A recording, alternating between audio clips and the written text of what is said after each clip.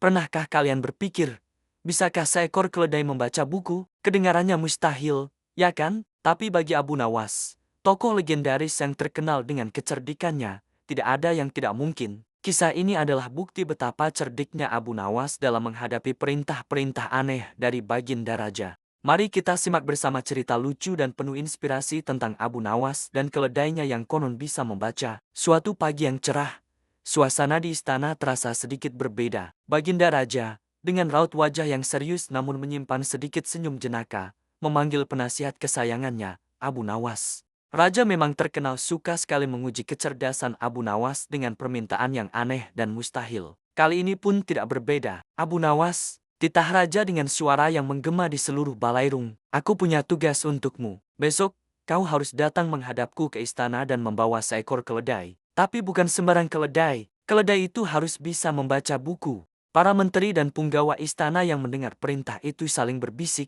Mereka pikir, kali ini Abu Nawas pasti akan menyerah. Bagaimana mungkin ada keledai yang bisa membaca? Mendengar perintah yang mustahil itu, apa yang dilakukan Abu Nawas? Bukannya panik, ia justru tersenyum lebar. Ia menerima tugas itu dengan penuh percaya diri. Keesokan harinya, seperti yang diperintahkan, Abu Nawas berjalan santai menuju istana sambil menuntun seekor keledai. Di punggung keledai itu, terdapat sebuah buku yang sangat tebal. Orang-orang di sepanjang jalan yang melihatnya hanya bisa menggelengkan kepala. Mereka yakin Abu Nawas sudah gila. Tapi Abu Nawas tetap tenang, seolah-olah membawa keledai pembaca buku adalah hal yang paling wajar di dunia. Ia tahu persis apa yang harus dilakukannya. Sesampainya di hadapan Raja, Abu Nawas langsung memberi hormat. Raja tersenyum sinis.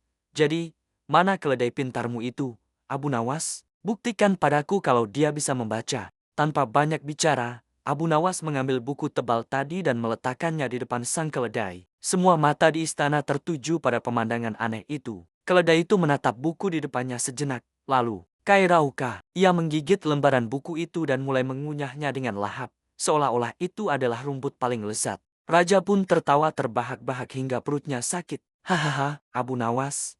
Abu Nawas, mana buktinya keledaimu bisa membaca? Dia hanya memakan bukunya." Seru Raja di sela-sela tawanya. Para menteri pun ikut tertawa, merasa lega karena Abu Nawas akhirnya gagal. Tapi dengan wajah licik yang khas, Abu Nawas menjawab dengan tenang, "Ampun, tuanku. Justru itulah buktinya. Keledai hamba baru saja selesai membaca buku itu. Tapi sepertinya, ia tidak suka dengan isi ceritanya, jadi bukunya langsung dimakan sebagai bentuk protes." Mendengar jawaban itu, tawa Raja seketika terhenti. Ia terdiam, mencoba mencerna logika cerdas Abu Nawas.